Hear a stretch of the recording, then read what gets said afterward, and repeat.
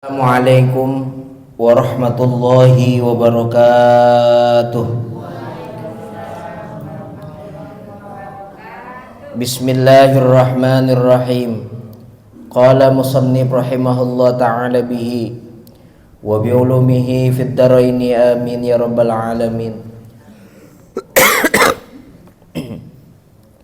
Hadaratal muhtaramun wa zumratal mu'minun rahimakumullah, Bapak Ibu para peserta ta'lim rutin Masjid Al-Hidayah yang dirahmati oleh Allah Subhanahu wa taala.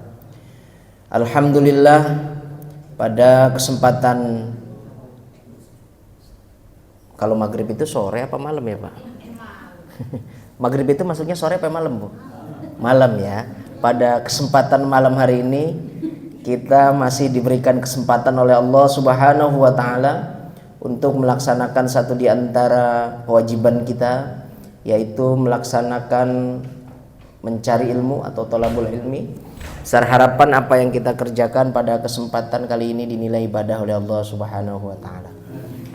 Hadirin yang dirahmati Allah, melanjutkan pertemuan pada pertemuan yang lalu, materi pada pertemuan yang lalu, bahwasanya Rasulullah Shallallahu Alaihi Wasallam, masih temanya 24 jam bersama Rasulullah Shallallahu Alaihi Wasallam. Selepas Rasulullah Shallallahu Alaihi Wasallam melaksanakan sholat tarawih, sholat tahajud malam, itu Rasulullah Shallallahu Alaihi Wasallam biasanya melaksanakan tidur ringan. Power nap kemarin gitu ya bahasanya. Tidur ringan. Lalu kira-kira 5-10 menit baru datang waktu subuh. Ini dialami oleh Rasulullah SAW setiap hari begitu. Kebiasaannya seperti itu. Jadi pasca beliau melaksanakan tahajud, biasanya langsung ada yang namanya sholat, masuk waktu sholat subuh. Nah, Rasulullah Shallallahu Alaihi Wasallam, ibu, bapak, adalah orang yang paling banyak puasanya. Ini Kanjeng Rasul ya, paling banyak puasanya. Baik di dalam bulan Ramadan atau di luar bulan Ramadan. Kalau di dalam bulan Ramadan sih ya sudah pasti, karena puasa yang 30 hari itu. Tapi Rasulullah Shallallahu Alaihi Wasallam banyak mempraktekkan puasa-puasa sunnah.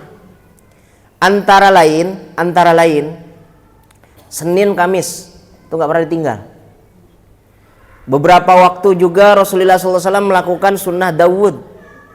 Sunnah Dawud itu Senin puasa, Selasa libur, Rabu puasa, Kamis libur, Jumat puasa, Sabtu libur.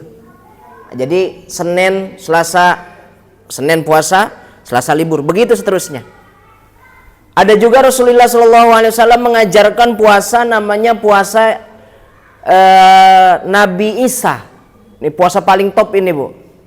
Bukan puasa Daud. Kalau Daud kan Senin puasa, Selasa libur. Ini puasanya Nabi Isa alaihissalam. Puasanya 21. 2 hari puasa, 1 hari libur. Senin, Selasa puasa, Rabu libur. Kamis, Jumat puasa, Sabtu libur. Minggu, Senin puasa, Selasa libur. Begitu seterusnya. Cuman Rasulullah SAW pernah bersabda kepada para sahabatnya, saum atau puasa yang paling bagus itu adalah puasanya Nabi Isa. 2 hari sekali puasanya. Bukan 2 hari sekali, 2 hari 1 libur. 2 hari puasa, 1 hari libur. Cuman yang membedakan puasanya Nabi Isa menjadi puasa yang sangat luar biasa itu, Nabi Isa itu kalau sahur godong, bukannya juga godong. Godong ya apa? Daun maksudnya. Daun. Ya, daun ya, godong ya. Ya masa nggak ngerti godong? Kalau gedong, kampung gedong. Godong. Godong telo, godong bolet. Bolet ubi kan gitu. Godong apa lagi? Daun singkong, daun pepaya kan gitu ya, macam-macam. Kalau saya dulu zaman saya masih kecil itu mama saya suka makan itu daun jambu mede, itu untuk lalap. kan gitu. Kalau saya karena dulu uang jajannya juga sedikit dari orang tua gitu, kalau habis pulang sarapan gitu, mau pulang sekolah biasanya ada pohon jambu Jamaika itu Bu. Nah, yang muda-muda saya ambil, saya rambatin, saya makan. Jadi bekalnya itu dari rumah itu bawa garam, nah, dikasih garam sedikit. Itu zaman saya masih begitu Pak. Anak sekarang kira-kira pada makan jambu Jamaika apa enggak ya? Pagi makannya, minumnya udah bagus-bagus, luar biasa kan begitu. Siangnya dikasih MBG makan bergizi gratis kan gitu ya. Ya Allah ya Rabbi, saya jadi ingat-ingat ya. Nabi Isa alaihissalam bukanya daun, sahurnya daun. Saking Nabi Isa saking Nabi Isa itu tidak punya uang untuk beli makanan, jadi miskinnya luar biasa Nabi Isa itu. Jadi Hamdan ATT kalah itu Bu. Hamdan ATT kan kalau lagi nyanyi dangdut itu seakan-akan terhina sekali dia dengan menjadi orang termiskin. Ya hafal lagunya kan. Ya kalau ngomong jangankan gedung gitu ya Bu ya, di sini juga nggak ada yang punya gedung sih kan gitu. Itu yang namanya Hamdan ATT. Padahal orang yang paling miskin itu Nabi Isa. Maka Nabi Isa sama Nabi Sulaiman berbanding terbalik. Nabi Sulaiman itu adalah orang yang paling ghani, paling kaya. Kayanya luar biasa. Cuman nanti akan ada perbedaan antara Nabi Isa dengan Nabi Sulaiman. Nabi Isa dengan Nabi Sulaiman masuk surganya duluan Nabi Isa. Setengah hari. Setengah hari itu berapa? 12 jam ya? 12 jam. Duluan Nabi Isa 12 jam. Kenapa? Karena Nabi Isa ini tidak ada sama sekali harta yang bisa dihisab. Nggak ada harta yang bisa dihisab. Nggak punya rumah, nggak punya mobil, nggak punya motor, kan begitu. Baju juga cuma satu. Nabi Isa itu kalau mau sholat Bu, mau ibadah itu, kalau bajunya kotor dicuci dulu, ditungguin. Setelah kering baru dipakai lagi. Mohon maaf, kita yang katanya orang miskin, bajunya berapa? Selemari. Saya kan tahu nih Bu, indikator orang miskin itu apa? Yang di rumahnya ada gas melon. Itu miskin itu. Yo, kalau nggak percaya 3 kilo itu yang gas melon itu untuk siapa? Miskin. Jadi punten, mohon maaf. Kalau ada gas melon di rumah itu berarti kita miskin. Ada nggak? Loh, kok ada? Bisa ada, gimana ceritanya? Pak Jiganda ada nggak di rumah? Ada. Masya Allah. Pripun niki ya? Kan gitu. Kalau kata orang Tegal kepriben niki. Ya Allah. Ya lihat, yang dikategorikan sama pemerintah orang miskin. Maaf ya. Ada gas 3 kilo melon itu. Lihat bajunya. Ayo lihat. Buka lemari, kira-kira bajunya ada 1 atau berapa? Banyak. Belum baju dari partai. Belum mau kena kerudung dari partai. Ada kerudungan partai kan ada tuh, gambarnya padi sama kapas kan gitu, macam-macam lah kan gitu. Nabi Isa cuma 1 bajunya Bu. Kalau dia mau ibadah dikucek dulu, dicuci dulu pakai sabun omo, cuci, jemur, dia tungguin kering baru dia pakai. Sampai satu ketika beliau itu Nabi Isa pernah dikasih tahu sama Allah Subhanahu wa taala, kata Allah begini, Isa, kamu akan saya wafatkan, kamu akan saya angkat ke langit, saya wafatkan, bahasanya begitu. Lalu Nabi Isa alaihissalam, boleh nggak saya bikin perpisahan? Perpisahan sama siapa? Sama murid-murid saya, ada 12 orang. Muridnya Nabi Isa itu 12 orang, Hawariyin. Namanya Hawariyin. Kalau Hawariyin bahasa orang sononya, bahasa orang tepi barat itu namanya Nasrani. Jadi Nasrani itu muridnya Nabi Isa 12 orang. Kenapa jadi agama? Saya nggak tahu. Tanyain sama si Acong. Tanya sama si Gatot, kan begitu ya. Tanyain sama si Tompul dan lain sebagainya. Nggak ngerti saya. Karena Nasoro itu, Nasrani, Nasoro, ayat Nasoro, Nasrani, Hawariyin itu kelompok muridnya Nabi Isa alaihissalam. Jumlahnya 12. Paling tua namanya Barnabas. Jadi murid pertamanya Nabi Isa namanya Barnabas. Kedua Lukas. ketiga Yohanes, keempat Petrus, kan gitu ya. Kelima Yudas, yang tujuh cari lagi sendiri. Paulus, ya ada Paulus kan gitu. Tapi Suwandi nggak ada di situ. Ya pokoknya 12 itu. Saya lupa. Dulu pernah suruh ngapalin sama dosen kristolog saya. Tapi buat apa saya ngapalin begitu-begituan? 12 orang. Kata Allah, ya udah silakan. Maka Nabi Isa alaihissalam bikin perjamuan terakhir. Dibikin film sama orang-orang Yahudi sama orang-orang Nasrani, versinya judulnya The Last Supper. Jamuan terakhir. Jamuan terakhirnya Nabi Isa alaihissalam, The Last Supper. Lalu dibikin lukisan sama Da Vinci Code.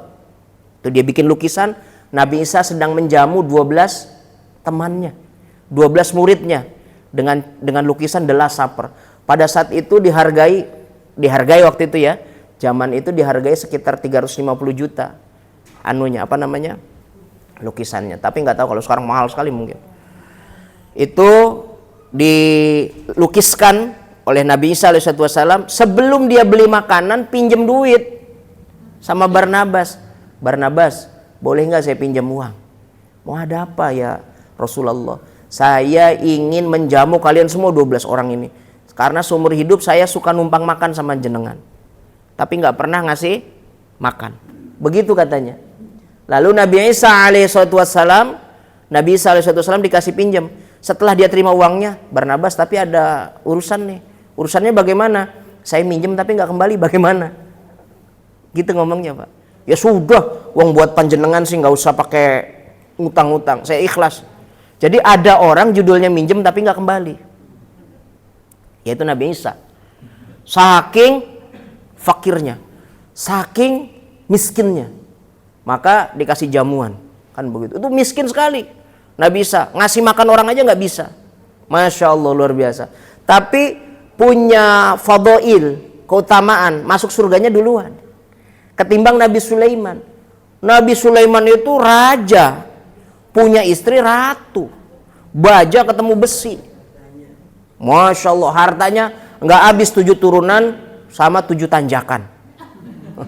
Turun 7, nanjak 7 nggak habis. Nabi Sulaiman alaihissalam. Maka orang-orang yang kaya seperti Nabi Sulaiman itu ditahan sama Allah. Kata Allah, ditanya sama para malaikat maksudnya Allah yang bertanya sebenarnya. Tapi malaikat yang menyampaikan, dari mana harta kamu? Untuk apa harta kamu? Maka kalau orang punya harta, Bu, ditanyanya 2. Dari mana? Untuk apa? Lah kalau Nabi Isa kan nggak punya apa-apa. Nggak punya apa-apa. Maka luar biasa. Bab-bab hisab itu sangat luar biasa, Bu. Ada orang tukang kampak zaman Nabi Muhammad. Ada orang tukang kampak. Jadi tukang kampakin kayu.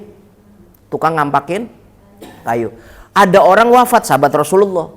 Kata sahabat Rasulullah begini, kalau nanti saya wafat, semua harta saya boleh diambil bagi orang yang berani nemenin saya selama 40 hari di dalam kuburan. Jadi dikubur orangnya, tapi dia juga nemenin. Konon ini, Bu, atas izin Allah Subhanahu wa taala, saat didatangi para malaikat, itu ternyata yang ditanya bukan mayitnya tapi tukang kampaknya. Tukang kampaknya, bukan mayitnya tapi tukang kampaknya. Lah tukang kampak kayu itu ditanya, "Kamu punya kampak dari mana?" "Beli di sono." Terus bilang, "Bajanya apa?" Ditanya terus seputar kampak sampai 38 hari. Nanyain kampak. Akhirnya di hari ke-39 nggak kuat keluar. "Kenapa?" "Saya nggak mau punya harta. Wong punya kampak aja ditanya 39 hari. Apalagi punya mobil Innova. Apalagi punya rumah, kontrakan apalagi itu. Hati-hati tuh kontrakan itu. Saya bukan nakut-nakutin, Bu, lah kan itu. Hati-hati tuh yang punya kontrakan itu. Masya Allah. Kampak saja 38 hari. Bajaknya, dapatnya dari mana dan sebagainya. Tuh, Nabi Sulaiman makanya masuknya belakangan. Tapi Nabi Isa alaihi salatu wassalam punya keistimewaan karena puasanya. Puasanya orang-orang yang roja namanya. Puasanya orang-orang yang harap sama Allah Subhanahu wa taala, maka Nabi Isa alaihi salatu wassalam puasanya lebih luar biasa. Nah, itu Nabi Muhammad senang puasa. kadang puasa Senin Kamis, kadang puasa Nabi Isa, kadang puasa Nabi Daud alaihissalam. Terus tanggal 14, 15, ada yang bilang 13, 14, 15, tapi nggak usah 13-nya, 14 aja, 14, 15, namanya puasa Ayyamul Bid, puasa padang bulan. Jadi kalau padang bulan, kalau terang bulan, Nabi Muhammad puasa. Syukron lillah, karena bersyukur kepada Allah sempat ngelihat bulan yang begitu indah. Ibu kalau ngelihat bulan, bapak sama ibu kalau ngelihat bulan ngambil gitar, nyanyi. Jreng, jreng. Masya Allah, betapa luar biasanya mah bulan ini. Bulan purnama kan begitu. Dulu begitu. Pecun kan begitu dulu. Pecun itu apa ya? Main kereta gitu, main perahu di sungai kan gitu. Sambil ngelihat bulan. Masya Allah.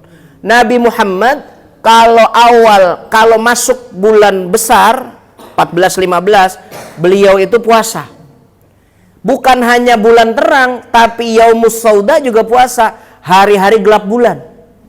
28, 29. Karena jarang 30 Ramadan itu. Apa namanya, bulan itu jarang yang 30 kalau bulan-bulan Hijriah. 28, 29 Rasulullah puasa.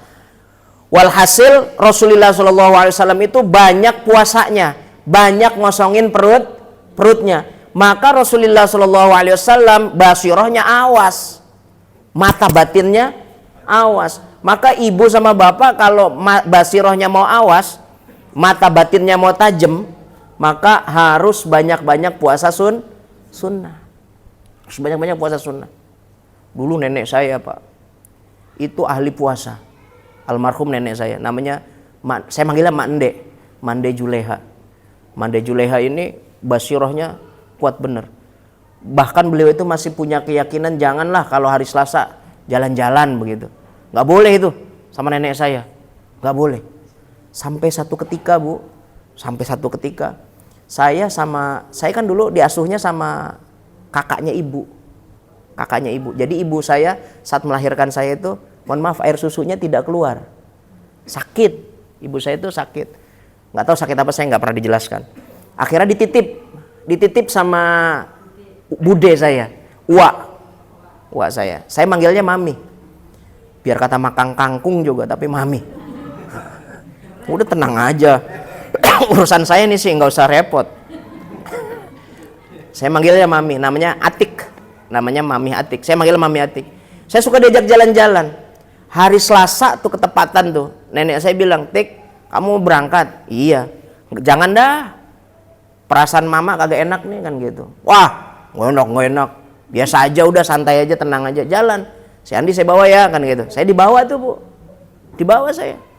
Jalan. Cuman nenek saya karena firasatnya nggak enak, itu dompetnya mami saya diumpetin Pak Haji. Diumpetin. Dulu kan kalau naik kereta itu kan bayarnya di peron gitu ya. Nggak langsung kayak sekarang online dan sebagainya. Pas mau ngambil duit, lah kok duitnya nggak ada nih dompetnya. Ah, ini kerjaan nenek lundi kan gitu. Balik lagi lah ke rumah. Pas sudah, "Ma, mana dompet?" Ngumpetin kan? Iya Tik, katanya kan gitu. Dikasih. Udah sana jalan. Pas dompet itu sudah diambil sama saya, sama mami saya. Ternyata kereta sudah jalan. Udah ketinggalan kereta lah bahasanya gitu Pak.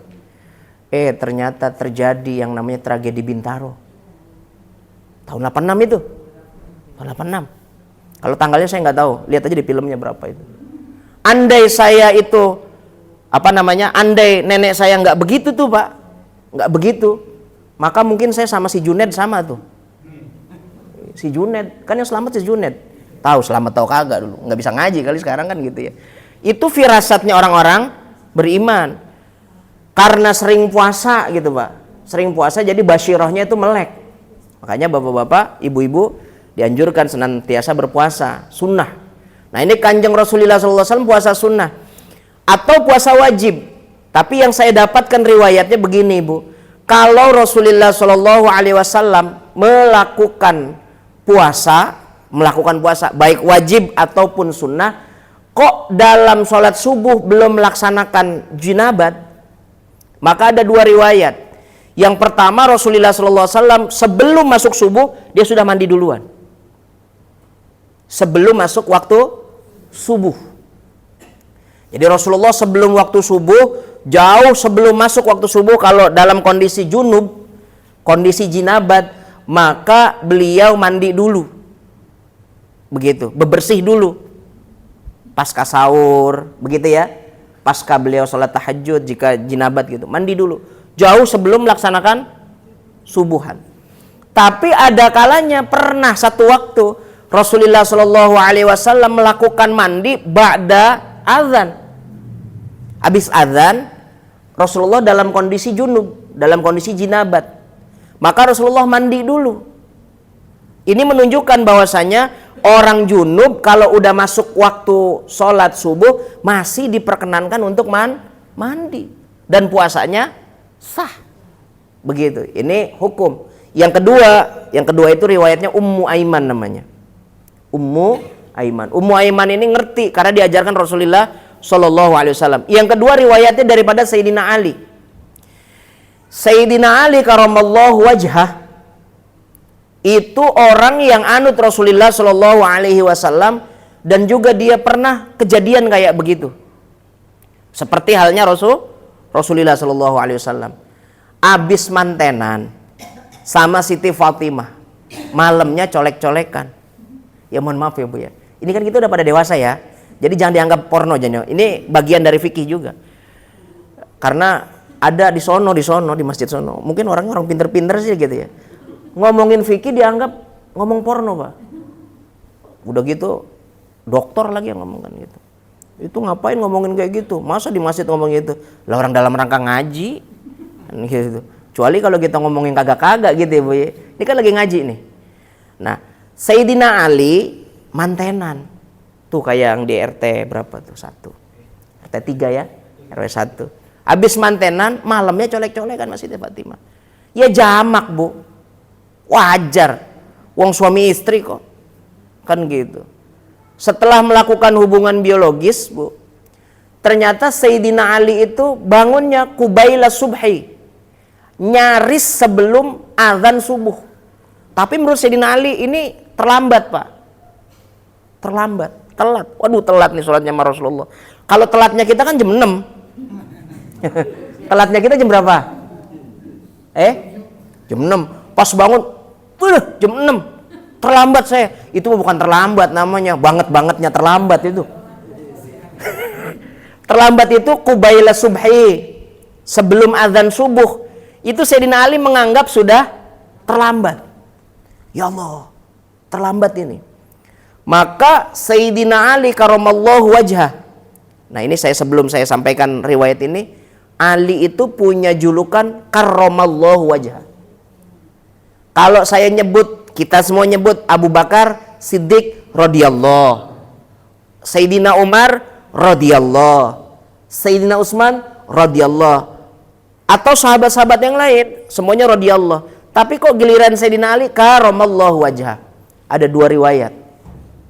Satu, Sayyidina Ali disebut karamallahu wajhah, mulia wajahnya Sayyidina Ali, lantaran Sayyidina Ali itu nggak pernah menghadapkan mukanya ke berhala.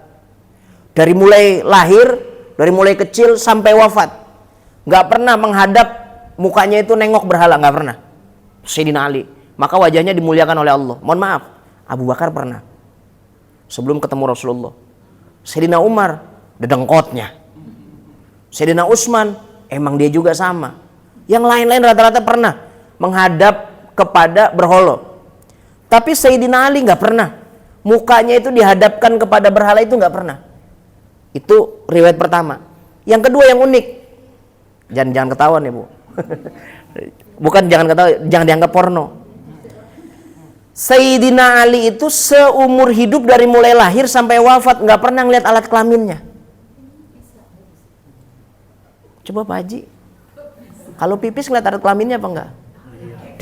Kok mengkerut nih? Gitu. Ya, Pak Haji ngeliat apa enggak? Dilihat. Masya Allah, si Jagur. Gitu. Ya Allah ya Rabbi. Pak Eno ngeliat nggak? Wah ngeliat.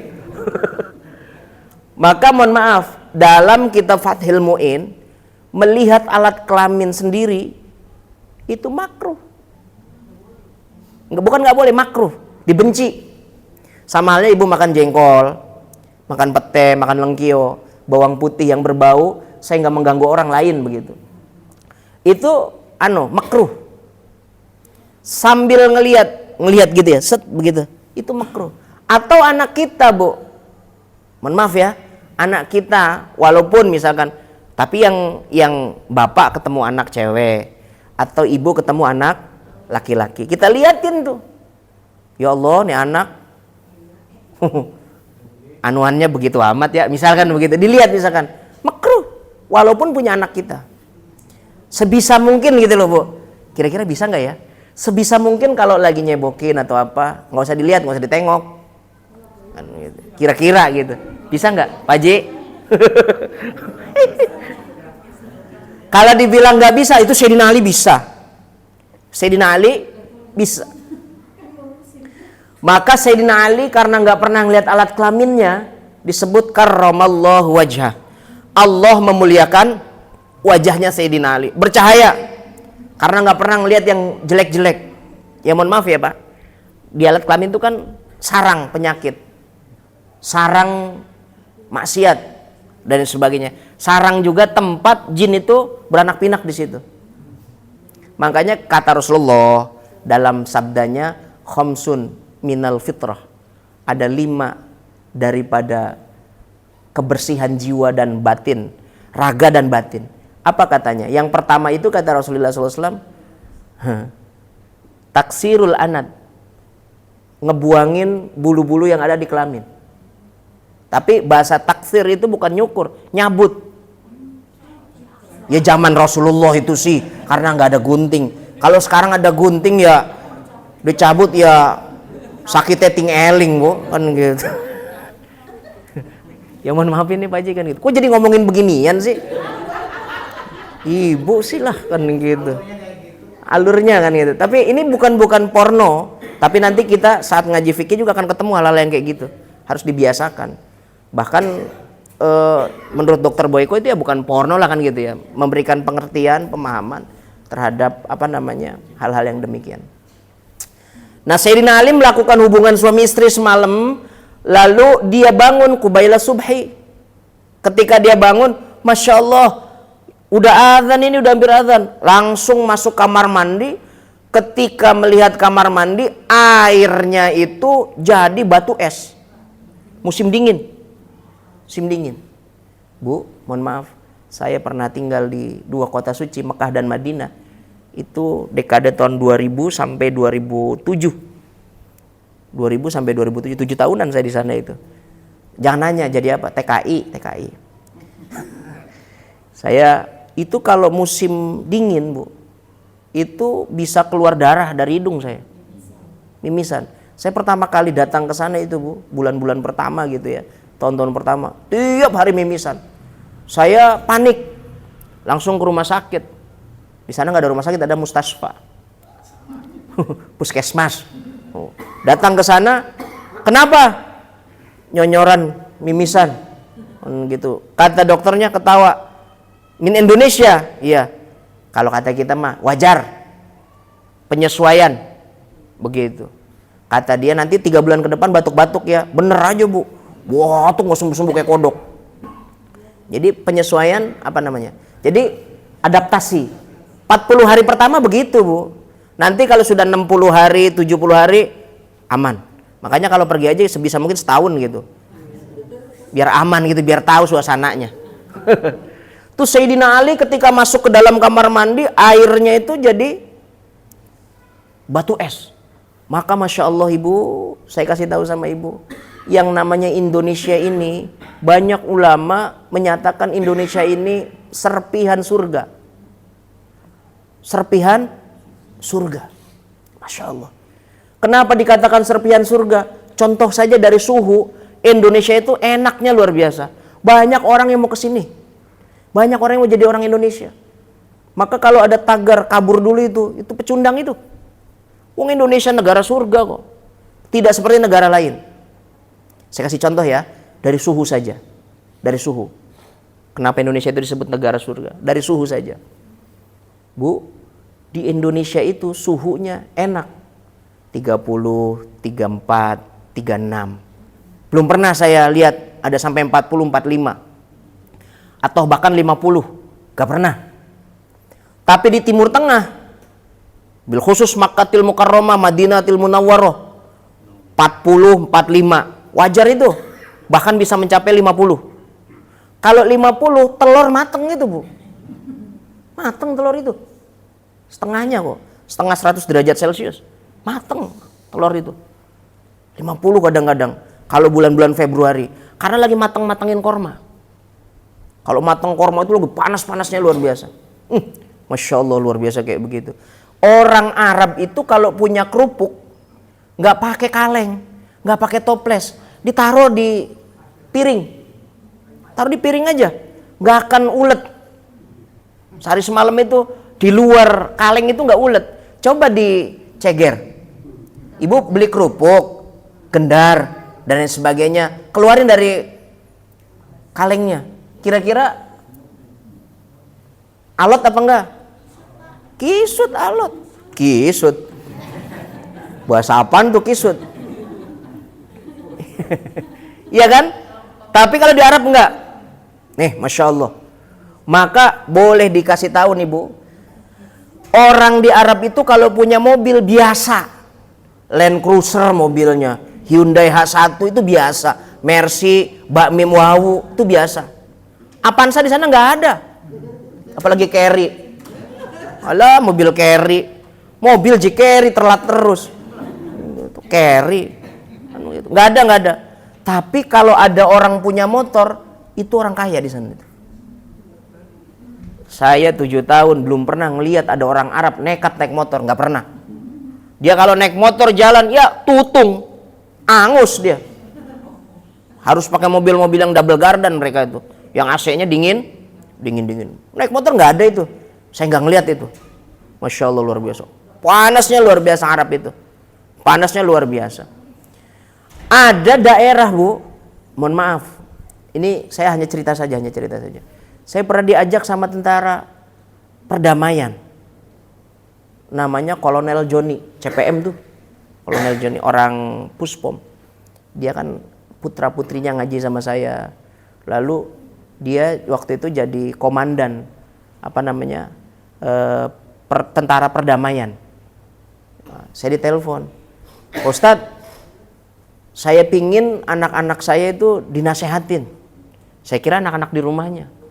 Ternyata anak-anak buahnya. Sudah saya siapkan itu ya, nanti Pak Ustadz datang ya, kan gitu. Pas saya lihat, Masya Allah, ke Rusia Pak. Di Rusia saya waktu itu. Saat saya sampai di Rusia itu lagi musim dingin. Lalu saya naik kereta sama beliau itu ke perbatasan antara Rusia sama Siberia. Jadi ada negara namanya Siberia tuh. Saya baru dengar itu ada negara Siberia. Perbatasannya. Pas saya naik kereta, saya turun, itu pakai jaket tebal banget. Saya tanya, Pak, ini kok dingin begini? Kata dia, minus 40 derajat. Minus 40 derajat. Mohon maaf ya Bu, mohon maaf ya. Kulkas ibu itu, kalau untuk ngawetin, cuman minus 15. 10 sampai 15. Tapi kalau freezer, 18. Jadi kalau ibu mau membekukan sesuatu itu, freezer, buah mau dibekuin itu 18 derajat. Minus 18 derajat. Di sana itu minus 40. Berarti kulkas ibu, freezer ibu masih lebih anget itu. Ketimbang yang ono kan gitu. Ya Allah ya Rabbi. Masya Allah sangat luar biasa. Tapi Indonesia adem, enak, sejuk. Kan begitu. Nggak terlalu panas, nggak terlalu dingin. Kalau ibu bilang, kok hari ini panas banget ya? Karena ibu nggak terbiasa pakai AC terus. Coba sekali-kali jangan pakai AC. Jangan pakai udara yang dibuat-buat. Biasa aja. Maka nggak akan sampai itu. Saya kalau pakai AC malah busik Pak. Ya orang kagak ada bakat kaya. Kan begitu. Kalau pakai AC malah busik. Apa namanya? Bukan kalau digini jadi putih gitu. Busik Bu. Oh, busik. Seorang Betawi kagak ngerti yang kayak gitu. Busik ya. Kan gitu. Ya Allah ya Rabbi, itu Indonesia, maka negara serpihan surga. Dari cuacanya saja luar biasa. Lihat itu. Lihat itu Sayyidina Ali. Saat beliau mandi pas dilihat, lah kok jadi batu. Maka dipanggil Siti Fatimah, Fatimah, panasin deh. Dipanasin, habis dipanasin jadi air lagi. Mandi beliau. Saat mandi Sayyidina Ali karamallahu wajah ngejar sholatnya Rasulullah sallallahu alaihi wasallam. Karena udah terlambat nih, udah sholat. Konon Rasulullah sallallahu alaihi wasallam udah sholat 1 rakaat. Lalu beliau baca Fatihah, lalu baca surat, udah ruku. Sudah ruku. Sayyidina Ali lagi berupaya untuk ngejar biar dapat rakaatnya sholat Rasulullah sallallahu alaihi wasallam. Saat beliau lari ngejar Rasulullah sallallahu alaihi wasallam, dilalahiku tiba-tiba dumandaan itu tiba-tiba ada orang tua usianya 90 tahun. Nyaris kepalanya itu nyentuh bumi saking bongkoknya. Sudah tua bener. 90 tahun, di atas 90 tahun konon. Jalan. Ini kira-kira kalau orang tua begini jalan cepat apa lambat, Bu? Lambat. Pas dilihat, ya ada dia lagi. Kata Sayyidina Ali. Lalu Sayyidina Ali saking ta'ziman wa takriman bih, memuliakan orang tua, dia nggak nyalip, nggak mendahului, dia ikutin pelan. Kalau saya, depan saya Pak Ganda, saya salip.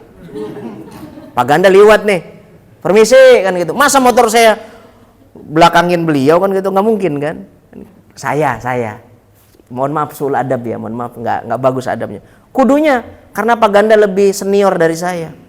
Harusnya motor saya di belakangnya Pak Ganda, nggak boleh ngelewatin. Tapi kalau punya tradisi kayak gini, kapan nyampenya nih kita? Kan gitu. Ya mohon maaf nih ya Pak Haji ya kan gitu. Mohon maaf nih. Tapi Sayyidina Ali nggak berlaku. Adab fauqal ilm. Adab itu di atas ilmu. Karena dia orang tua, hormatin. Akhirnya Sayyidina Ali itu ngikutin. Ini orang tua dia ikutin pelan. Aduh lama banget. Kata Sayyidina Ali, nggak mungkin dah hari ini dapat sholat bersama Rasulullah SAW. Rasulullah udah di rakaat kedua, ruku di rakaat kedua. Andai Rasulullah bangun, maka Sayyidina Ali dipastikan nggak dapat rakaat. Karena batas mendapatkan rakaat itu pada saat ruku. Pas beliau Rasulullah SAW mau berdiri, mengangkat kepalanya, rafa ra'sahu, mengangkat kepalanya, lalu Allah berfirman kepada malaikat Jibril, tolong bilang sama Muhammad, jangan angkat dulu kakinya, jangan angkat dulu kepalanya. Turun malaikat Jibril, pas mau bangun, malaikat Jibril di sampingnya Rasulullah. Dikirain mau ngasih wahyu, tapi ternyata tangannya malaikat Jibril megang pundaknya Rasulullah, punggungnya Rasulullah, kepalanya Rasulullah. Kata malaikat Jibril, Muhammad, jangan dulu diangkat kepala kamu, jangan dulu diangkat semua badan kamu. Jangan dikata ini kok bisa berdialog, ya dialognya antar dimensi nih Bu. Lalu kata Rasulullah SAW, ada apa? Ali lagi ngejar sholat kamu biar dia dapat 1 rakaat, tapi dia terhalang sama orang tua, maka harus ditunggu. Mohon maaf ya, ini kekeliruan sholat nih. Satu di antara kekeliruan sholat, ada imam kalau sujud terakhir lama. Salah Bu. Yang lama itu bukan di sujud terakhir, tapi di ruku terakhir. Kan ada nih orang nih, imam sujud di sujud terakhir, rakaat terakhir, lama banget. Saya suka puyeng Bu, udah tanggal 27 lagi. Ya mohon maaf, kan kalau tanggal 27 kan puyeng tuh. Kata kita, mana lama lagi kan gitu. Ampun, saya bilang. Kadang-kadang kalau ada orang yang sujudnya lama, imam, kita jadi makmum. Kadang-kadang jelek pikirannya. Wah mati nih imam nih. Wah mati nih kan gitu. Takutnya kan begitu. Ya mohon maaf, jangan lama-lama makanya. Nggak ada. Sujud terakhir itu lama tuh nggak ada riwayatnya. Kalau ruku terakhir lama, ada riwayatnya. Nah ini riwayatnya. Ruku Rasulullah lama. Konon membaca Subhana Rabbiyal A'la itu beratus-ratus kali. Ternyata Sayyidina Ali belum juga liwat, matahari sudah mulai menyingsing. Kata Allah Subhanahu wa taala dalam firman, ini hadis qudsi loh, Pak. Hadis qudsi. Kalimatnya dari Rasulullah, tapi esensinya dari Allah. Makanya termasuk ayat qala Allah taala. Kan begitu. Lalu Allah memerintahkan malaikat Israel, coba pegang itu matahari, jangan terbit dulu. Ditutupin. Kan begitu. Jangan bilang bagaimana caranya itu malaikat Israel bisa nutupin. Wong Arjuna saja bisa nutupin matahari kok, Bu, lagi perang Baratayuda. Mikir amat sih. Kan gitu. Ibu mah iseng banget. Iseng banget kan gitu ya. Udah nggak usah dipikirin kayak gitu-gitu mah, itu mah teknisnya Allah. Teknisnya Allah, nggak usah pakai digugat gitu. Udah ikutin aja. Ditutupin jadi nggak kembali nggak keluar dulu tuh matahari. Ternyata setelah Sayyidina Ali ngikutin orang tadi, nih orang, Bu, yang orang tua tadi ternyata bukan muslim. Ternyata bukan muslim, sampai di depan masjid ngeloyor dia ke sono. Kata Sayyidina Ali, lah kecelek. Kata dia, lah bukan muslim, saya kira mau sholat subuh. Ternyata orang Nasoro. Ya kan kalau lewatnya ke sono kan Nasoro biasanya. Oh no, ya Allah kok bukan muslim. Getun Sayyidina Ali itu. Kyo getun ya apa? Nyesel. Senyesal-nyesalnya Sayyidina Ali itu. La ilaha illallah. Kalau saya ada orang tua, ternyata saya hormatin kayak begitu, ternyata nggak masuk masjid, saya sengkat, Bu. Kalau saya sengkat, saya banting. Gue udah lama-lama nungguin lu, ternyata kagak masuk masjid. Kalau masuk masjid mah kan masih mendingan begitu ya. Mau masuk masjid. Kata dia, lah nggak masuk masjid. Pas ngelihat Rasulullah SAW di dalam masjid, kan masjidnya itu kan nggak ada tembok dahulu kan gitu. Sayyidina Ali masuk. Ya Allah, ternyata Rasulullah SAW belum ngangkat kepala. Maka sebelum Sayyidina Ali melaksanakan takbiratul ihram, beliau berkata begini, alhamdulillahilladzi bi ni'matihi tatimmus sholihat. Itu kalimatnya Sayyidina Ali itu. Alhamdulillahilladzi bi ni'matihi tatimmus sholihat. Segala puji bagi Allah yang telah memberikan banyak nikmat kepada saya dan menjadikan saya orang saleh. Maksudnya bisa sholat bersama Rasulullah. Kenapa? Sayyidina Ali itu pernah ditanya sama para sahabat, Sayyidina Ali, apa yang paling bikin kamu paling gak nyaman, paling gak enak, paling nyesel sedunia ini? Kata Sayyidina Ali, 2. Saya pernah gak sholat berjamaah sekali sama Rasulullah. Mohon maaf, kalau kita gak jamaah sekali, biasa apa enggak? Santai saja. Sayyidina Ali paling nyesel. Kira-kira, Bu, kalau ada suami uring-uringan, Mas, kenapa kok uring-uring? Aduh, saya gak sholat jamaah. Ada gak yang kayak gitu? Ya Allah. Coba Kang Eno, kalau beliau nggak sholat berjamaah, kira-kira uring-uringan nggak? Uang jajan istri nggak dikasih. Kenapa sih nggak dikasih uang jajan, nggak dikasih uang? Saya nggak sholat berjamaah, menyesal saya. Ya Allah, ada nggak kayak gitu? Alah, orang ceker. Tuh Sayyidina Ali tidak berjamaah sekali seumur hidup sama Rasulullah, nyesel, getun luar biasa. Yang kedua, kata Sayyidina Ali, saya nyesel seumur hidup karena pernah kehilangan kaleng. Kaleng biskuit. Pernah kehilangan kaleng biskuit. Nyeselnya seumur hidup. Itu para sahabat pada ketawa. Ya, ketawanya begitu, Bu. Kata para sahabat, ente mah ada-ada aja, Ali. Lah ada-ada aja bagaimana? Masa kehilangan kaleng aja nyesel seumur hidup? Maka para sahabat, jangan pada pulang ya. Katanya begitu. Ayo mampir ke rumah saya. Mampir ke rumah saya. Ternyata ketika dibuka pintunya Sayyidina Ali, itu rumahnya penuh dengan biji kurma. Biji kurma, bijinya, bukan kurmanya. Biji kurma. Banyak, satu rumah itu penuh. Dibuka, meluber. Loh, ini biji kurma banyak banget. Bagaimana ceritanya? Kan tadi sudah saya bilang, saya kehilangan kaleng, nyesel seumur hidup. Kenapa? Saya tahu Nabi Muhammad ini adalah Nabi dan Rasul. Tapi pernah saya tes. Karena tidak ada Nabi dan Rasul yang mengaku jadi Nabi dan Rasul, harus dites dulu. Kata Sayyidina Ali, mohon maaf ya, contoh, ada orang ngaku dari PLN. Dari PLN, ngecek meteran kita ngetes apa kagak, Bu? Harus ngetes lah. Tanya, mana surat tugasnya, mana surat pengenalnya. Itu kan ngetes itu, Pak. Pas ada orang aku jadi PLN, kita antepin aja. Lah siapa tahu garong, lah coba. Kan begitu, ngeri kan kayak begitu. Ya coba kan gitu. Ya takutnya garong gitu, Bu, kan gitu. Terus ya keluar deh Betawi gua dah. Takutnya garong kan begitu. Bener apa enggak ini? Kan gitu. Ada orang ngaku polisi, yang ditanya apa? Yang ditanya apa dulu? KTA-nya, mana kartu tanda anggota? Ibu, bapak lagi naik motor, ditilang, mana surat tugasnya? Kan begitu. Sayyidina Ali ketika Rasulullah SAW menyatakan dia sebagai Nabi dan Rasul, Sayyidina Ali pertama ngerti, paham, yakin. Dan Sayyidina Ali tahu dia itu adalah orang yang memang betul-betul Nabi dan Rasul. Tapi walaupun begitu tetap dites. Kata Sayyidina Ali orang pintar, baca kitab beliau. Kata Sayyidina Ali, nih Muhammad sepupuku, ini ada kaleng. Ada kaleng. Di samping ada kurma 3. Kalau kamu memang benar Nabi dan Rasul, buktikan mukjizat kamu. Kata Rasulullah, kamu ngetes saya Ali? Iya, baik. Itu kurma 3 dimasukin. 1, 2, 3, satu-satu. Lalu ditutup sama Rasulullah.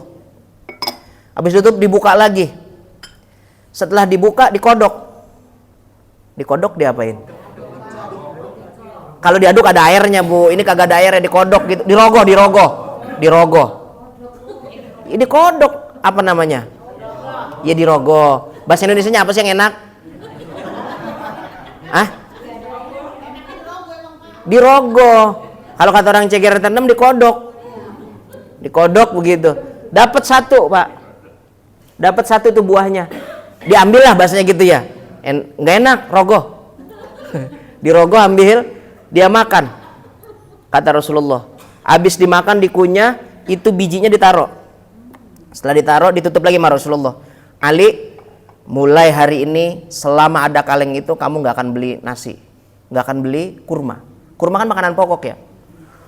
Ternyata Sayyidina Ali setiap mau makan ngerogoh daripada kaleng. Dirogoh itu kaleng itu ada, dirogoh sampai dia makan bertahun-tahun, berpuluh-puluh tahun itu sampai bijinya satu rumah begitu. Pas saya pindahan, saya punya duit beli rumah, kalengnya ketinggalan, hilang. Nyesel seumur hidup. Lah kok bisa nyesel? Ya sekarang beli korma. Sekarang beli beras. Maka nyesel seumur hidup. Sayyidina Ali. Tuh, Sayyidina Ali karamallahu wajah, Masya Allah. Nah maka saya kembalikan. Saat beliau melihat Rasulullah sebelum takbiratul ikhram. Alhamdulillahilladzi bini'matihi tatimmus sholihat. Alhamdulillah saya masih sanggup, masih bisa sholat bersama Rasulullah SAW. Takbir Allahu Akbar, langsung ruku. Berarti Sayyidina Ali karena langsung ruku, bertemu rukunya Rasulullah, berarti bertemu sholatnya Rasulullah, mendapatkan pahala jamaah. Itu satu. Nah pas Rasulullah SAW mau mengangkat kepalanya, dulu ibu yang namanya takbiratul intiqal, takbir perpindahan itu, Allahu Akbar, itu namanya takbiratul intiqal, dari i'tidal ke ruku, dari sujud ke duduk di antara dua sujud, lalu ke berdiri lagi, itu namanya takbiratul intiqal. Selalu ngomongnya Allahu Akbar, termasuk ketika ruku menuju i'tidal, itu dulu kalimatnya Allahu Akbar. Kalimatnya Allahu Akbar. Tapi pas hari itu, saat Rasulullah SAW mau bangun gitu loh Bu, kata malaikat Jibril, kose. Tar dulu. Lalu kata Rasulullah, wonten napa malaikat Jibril? Saya mau mengajarkan kalimat yang dititipkan Allah Subhanahu wa taala. Lalu dibaca sama malaikat Jibril, Sami'allahu liman hamidah. Yang artinya sami'a mendengar, Allahu Allah, liman bagi orang, hamidahu yang memuji Allah. Allah mendengar, sami'a, Allah mendengar. Sami'a mendengar, Allahu Allah, liman bagi orang, hamidahu yang memuji Allah. Kalau mana gampangnya, Allah mendengar pujian orang yang memuji Allah Subhanahu wa taala. Bangun, kalimat sami Allahu liman hamidah. Semua sahabat, kok kalimatnya sami Allah? Kan begitu. Nah, yang saya tanya Ibu, yang memuji Allah siapa? Siapa yang memuji Allah? Melongo aja. Siapa? Salah. Kok kita? Yang memuji Allah itu Sayyidina Ali. Sebelum beliau takbir, alhamdulillahilladzi bi ni'matihi tatimmus sholihat. Berarti yang ngucapin sami Allah itu, sebelum kalimat sami Allah itu yang mengucapkan lafaz syukur itu Sayyidina Ali. Yang memuji Allah itu Sayyidina Ali. Maka Allah mendengar pujiannya Sayyidina Ali. Cuman uniknya karena lafadznya luar biasa, diganti domirnya bukan kepada domir Ali, tapi pakai domir ha. Artinya bisa dipakai untuk semua orang. Maka dari mulai sekarang, dari mulai saat itu, kalimat sami Allahu liman hamidah diabadikan oleh Allah Subhanahu wa taala untuk bagi orang-orang yang sholat ruku menuju i'tidal. Itu Sayyidina Ali. Begitu ya. Jadi Sayyidina Ali itu mandinya saat sudah masuk subuh. Artinya apa? Bagi orang-orang yang berjunub, bagi orang-orang yang jinabat, bagi orang-orang yang punya hadas besar. Kalau laki-laki kan hanya junub saja. Tapi kalau wanita kan ada mens. Ada mens. Misalkan ibu mens. Mens kan gitu ya. Kalau haid kan bahasa Arab. Misalkan ibu mens, ternyata mampet jam 4. Pas ternyata mau tidur, pipis nih. Oh kok udah kering. Ternyata masuk waktu subuh, Bu.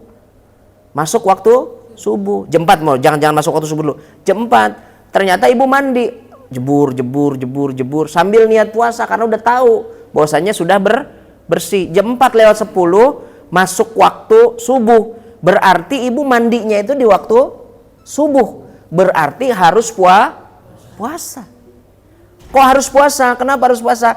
Karena sudah suci. Lah kan mandinya udah masuk hari berikutnya. Harus kan berarti hari berikutnya. Enggak begitu. Ini menunjukkan orang-orang yang berjunub, orang-orang yang jinabat, baik dalam hadas besar, mens, nifas, wiladah, ataupun dalam kondisi junub seperti bapak-bapak dan lain sebagainya, itu diperkenankan mandinya saat subuh. Tapi kalau mandinya ba'da subuh atau saat waktu subuh harus hati-hati. Takutnya ada air yang masuk ke dalam rongga mulut, lobang-lobang kita yang macam-macam lobangnya itu, ada dubur dan sebagainya, kubul dan sebagainya, mulut. Kok masuk tembus sampai ke perut? Kan gitu. Itu yang nggak diperkenankan. Makanya orang-orang yang mandi junub itu yang terlihat saja fisiknya. Jadi nanti ibu ngaca kalau di rumah. Ada kaca besar ngaca sambil nongkrong, sambil berdiri. Mana yang disebut zahirul badan? Zahirnya badan itu yang mana? Yang kelihatan di cermin. Kalau yang di dalam nggak usah dipikir-pikir kan gitu. Mohon maaf, misalkan lubang dubur sampai di keden-keden, sampai dikorek-korek, ya nggak usah kalau begitu mah. Jadi yang terlihat saja. Nah inilah yang disebut hukum daripada mandi jinabat. Setelah itu seperti yang kemarin Rasulullah SAW menunggu setelah azan ya, Sayyidina Bilal azan, lalu sholat sunnah, ya kemarin kan begitu ya. Setelah sholat sunnah Rasulullah SAW, lalu Rasulullah keluar rumah, masuk masjid, Bilal qomat. Atau Bilal qomat dulu, Allahu Akbar. Setelah qomat, baru Rasulullah masuk masjid, keluar rumah masuk masjid. Ini menunjukkan bahwasanya orang-orang yang mau jadi imam itu sunnah masuk masjidnya belakangan.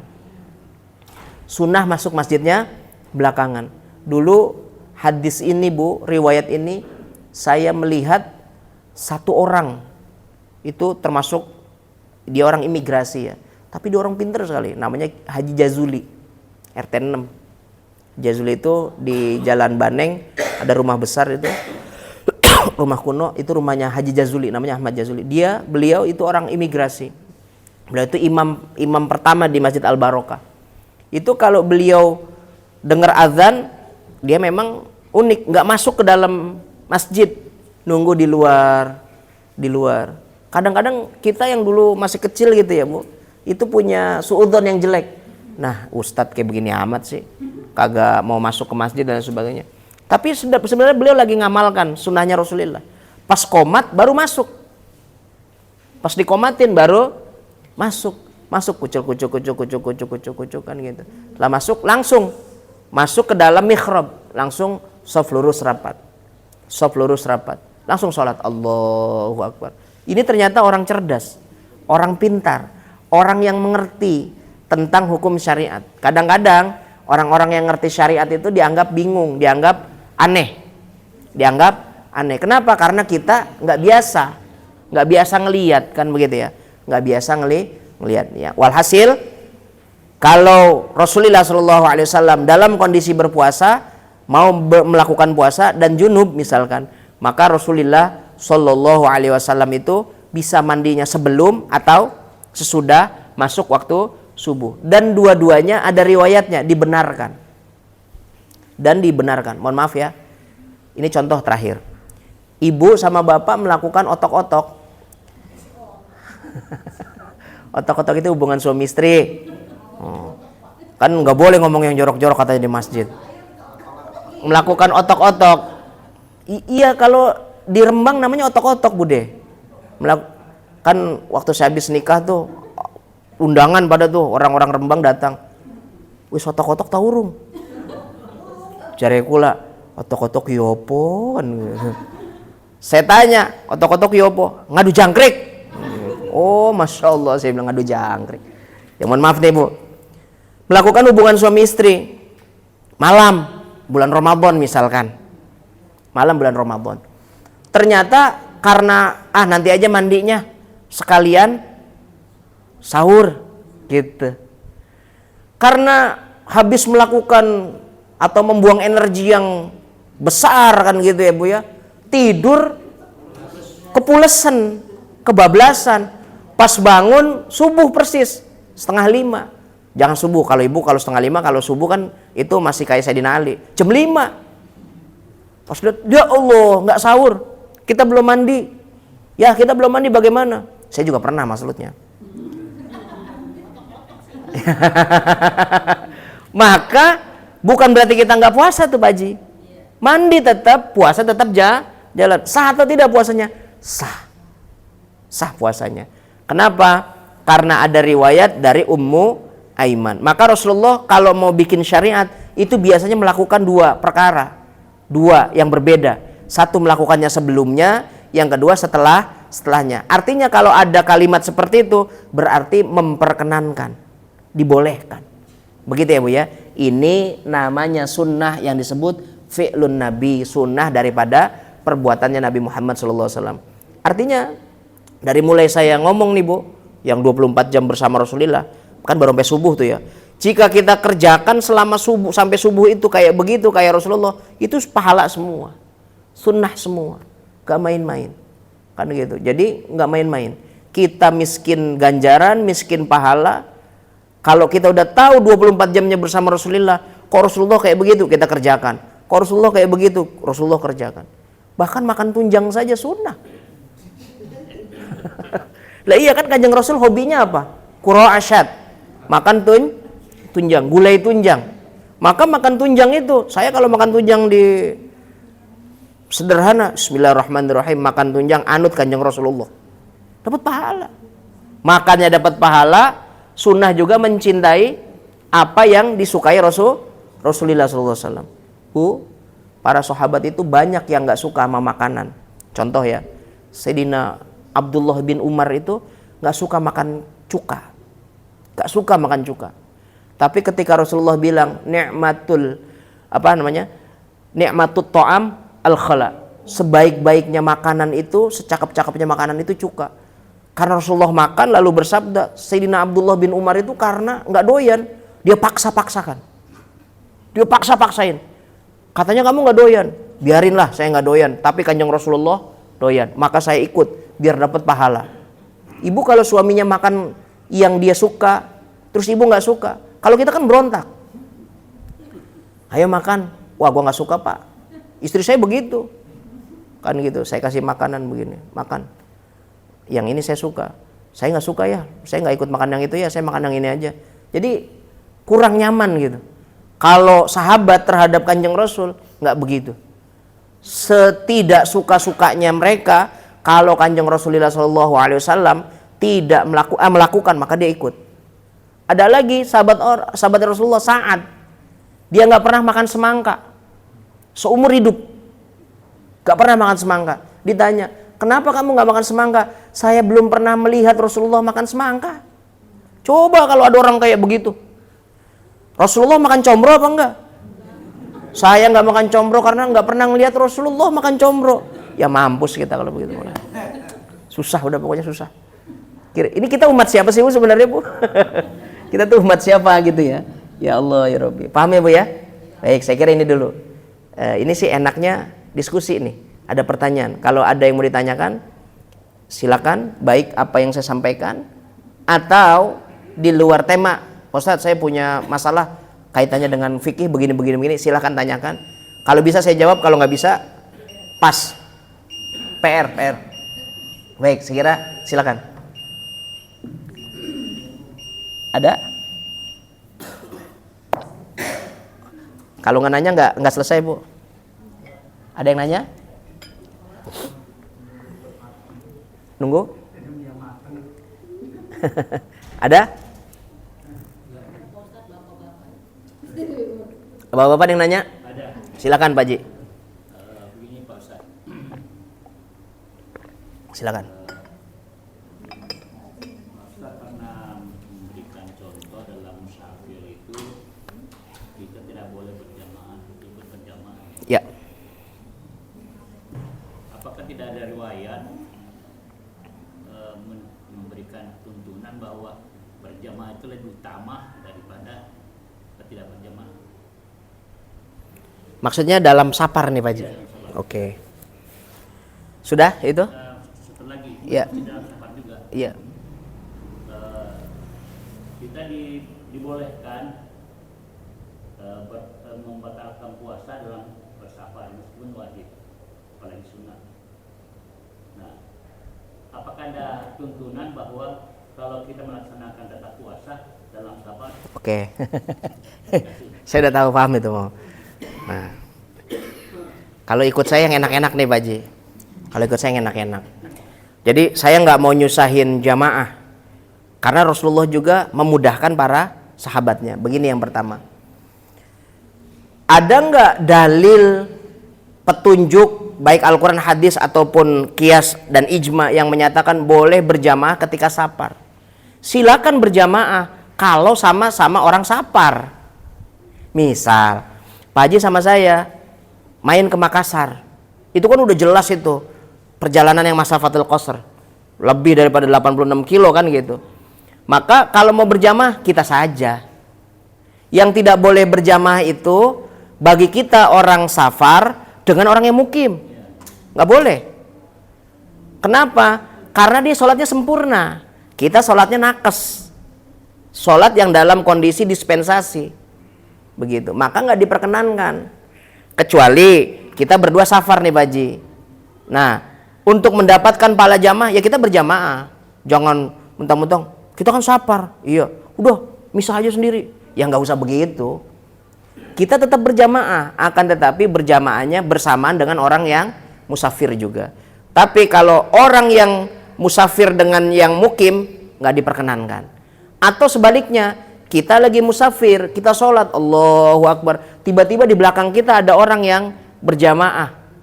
Selesai assalamualaikum, ditanya, Bapak orang mana? Saya orang asli sini. Oh saya lagi safar Pak, mohon maaf sholatnya nanti nggak sah. Itu harus diulangi.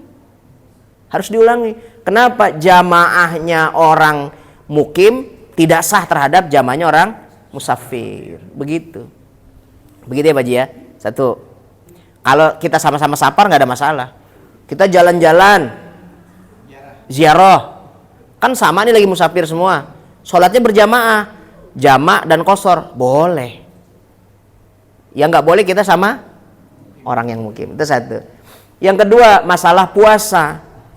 Puasa itu diperkenankan untuk tidak puasa kalau lagi jadi orang musafir. Kita mau pulang kampung, Bu Haji mau pulang kampung ke Pekalongan, misalkan begitu ya. Maka mau puasa boleh, nggak puasa juga boleh. Cuman kok dikasih diskon sama Allah, dikasih kurting sama Allah, nggak mau kan begitu. Harusnya ambil tuh dispensasi, ambil tuh rukhsah. kita nggak usah puasa. Cuman syaratnya, ada syarat nih Pak Haji. Nanti ini masih ya sekitar 10 tahun lagi lah baru ketemu pelajarannya. Baru ketemu pelajaran sholat safar gitu ya. 10 tahun lagi. Masih lama kan gitu. Syaratnya, tapi nggak apa-apa ini bocoran saja. Syaratnya bagi orang yang mau musafir lalu boleh nggak puasa, itu harus berangkatnya sebelum sholat subuh. Contoh, saya nggak pulang kampung, bagaimana ya? Gimana Pak Eno? Saya setu masuk ke setu musafir kan gitu. Bu Haji misalkan ke Pekalongan. Pada tanggal 28 Ramadan berangkatnya jam 3 subuh. Pagi ya. Jam 3 pagi kata Pak Haji, nanti kita sholat subuhnya di mana? Di Purwakarta. Di kilometer sekian. Kita berhenti di rest area. Nah ternyata subuh masuk. Kita udah berangkat jam 3 tuh. Seret, subuh sudah sampai Purwakarta. Sholat, maka boleh nggak puasa? Karena berangkatnya sebelum subuh. Misalkan Pak Haji mau ke Makassar, tanggal 28 Ramadan. Saya mau nggak puasa, naik pesawatnya jam 7. Ya nggak boleh, harus puasa. Berangkat di bandara kan jam 3. Gimana ya? Kalau nawar begitu gimana ya saya jawabnya ya? Ini ada dua kembali ke pertanyaan. Iya. Sholat dulu Pak Ustaz. Oke. Dalam kondisi Jumat gimana Pak Ustaz? Jumat juga sama Pak. Jadi kita tidak wajib Jumat, tapi wajibnya sholat duhur. Kalau lagi musafir, ya, iya. Tapi kalau sholat, misalkan ya, jika Pak Haji misalkan sampai di kampung, misalkan gitu ya, dalam rangka silil arham, kok sholat Jumat, misalkan dalam kondisi berpergian, kok sholat Jumat, berarti status musafirnya hilang. Enggak, selama ini kan kalau kita umrah kan begitu Pak Ustaz. Kita selalu umrah berjamaah di masjid. Iya, karena kalau di haji dan umroh itu setelah kita sampai kita tidak qasar, tidak jama, kan gitu. Kita jadi orang yang mukim, dianggapnya mukim. Jadi langsung, mohon maaf, itu yang ya mohon maaf. Bagi orang-orang yang punya travel ini kekeliruan. Kalau menurut mazhab Imam Malik, saat kita melakukan safar, kok nyampe tanah suci, langsung disebut orang mukim. Bagi mazhab Maliki. Kalau mazhab Imam Syafi'i takhir, boleh memilih. Boleh jadi musafir, boleh jadi mukim. Tapi kalau jadi musafir, maka selama 3 hari nggak boleh beraktivitas, sholat dan lain sebagainya berjamaah. Nah kalau kita langsung datang di umroh, kok langsung jamaah karena kita meyakini pahalanya luar biasa dan sebagainya, itu berarti sudah jadi orang mukim dan mazhabnya Maliki, maka kurang sempurna. Itu yang dosa itu orang-orang travel itu. Maka Pak Haji kalau umroh ajak saya, nanti saya saya sempurnakan. Siapa saja yang mau silakan aja saya sempurnakan. Artinya nanti pakai mazhab Maliki, tidak pakai mazhab Syafi'i. Bapak kan kalau umroh mazhabnya Maliki, tapi sholatnya balik lagi ke Syafi'i, wudunya balik lagi ke Syafi'i, acak-acakan. Ini kalau yang keliru ini siapa? Yang salah ini siapa? Travelnya. Travel tanggung jawab. Harus begitu. Maka mohon maaf ya, bisnis oriented dengan ibadah itu harus berubah, itu harus beda itu. Jangan sampai bisnis doang. Kadang-kadang kalau kita kan cuma bisnis doang kan gitu ya Pak Haji. Nah saya kembali tadi kepada yang puasa. Kalau puasa itu harus berangkat sebelum subuh. Kalau berangkatnya setelah subuh, maka dalam posisi nggak boleh puasa. Misalkan Pak Haji berangkat nih ke bandara Soekarno-Hatta misalkan ya, jam 3 subuh, pemberangkatan jam 7, boleh karena udah berangkat, udah keluar rumah. Maksud saya nih, kalau yang dekat misalkan ke daerah Sukabumi, ke daerah Bandung, dia berangkat ntar aja lah jam 8. Tapi jam 8 di rest area langsung makan, langsung rokok, ya nggak boleh. Harus puasa dia. Kenapa? Karena berangkatnya sebelum subuh kalau mau nggak puasa. Begitu. Sekali-kali kalau mau dapat pahala, amalkan tuh. Saya mau sholat safar, mau nggak puasa di perjalanan misalkan begitu. Maka kita jalan sebelum subuh sampai di Purwakarta, menepi dulu, ngopi dulu, ngeteh dulu kan gitu. Itu tanda kita itu tidak puasa. Kok boleh? Karena jalannya dari Ceger jam 3, jam 4 begitu ya. Gitu ya Pak Haji ya? Oke. Jadi pesannya apa? Kalau umroh ajak saya. Baik, ada tadi dari Ibu. Gimana? Nyambung tentang mazhab tadi ya Ustaz. Kalau kita ke tanah suci itu kan kita saat itu kan saling bersenggolan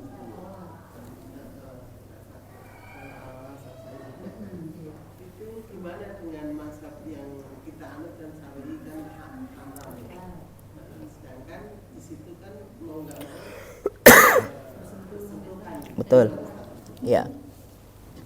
Ibu, maka ketika kita pergi haji, ketika kita pergi umroh, sudah harus niat pindah mazhab, intiqalul mazhab.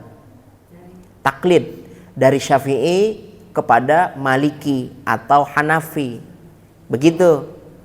Nah, maka kalau ibu sudah intiqalul mazhab atau taklid, itu paket.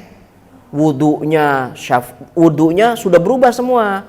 Maliki, sholatnya Maliki, kan begitu. Haji dan umrohnya juga Maliki, ketentuan safar, qasar dan sebagainya juga Maliki.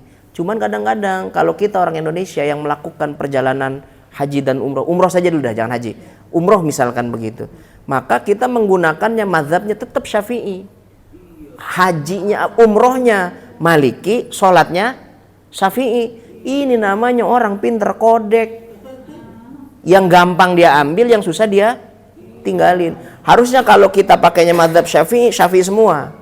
Kalau Maliki, Maliki semua. Jangan dicampur-campur, nanti talfik namanya. Kan begitu. Talfik ya. Talfik. Jadi seenak-enaknya gitu. Yang enak diambil, yang kagak enak dibuang, ditinggal. Nah, kalau misalkan ternyata kita kejadiannya kayak begitu, kejadiannya seperti itu, tapi kita tidak dibimbing sama pembimbing, yang salah itu travel. Ibu nggak salah.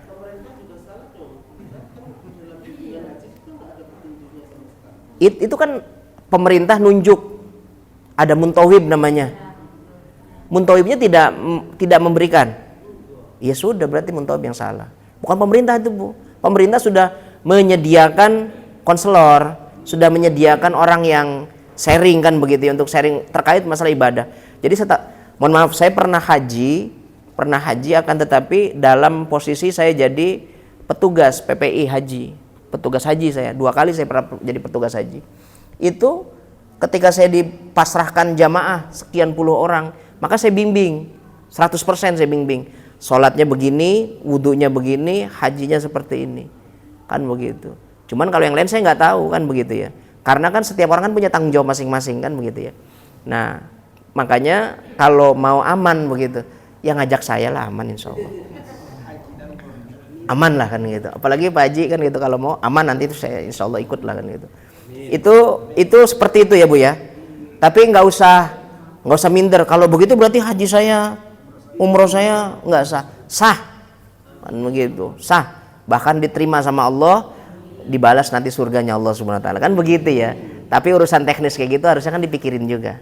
Itu pemerintah belum bisa mikirin kayak gitu, Bu. Saking banyaknya. Mikirin dana abadi umat aja bingung dia.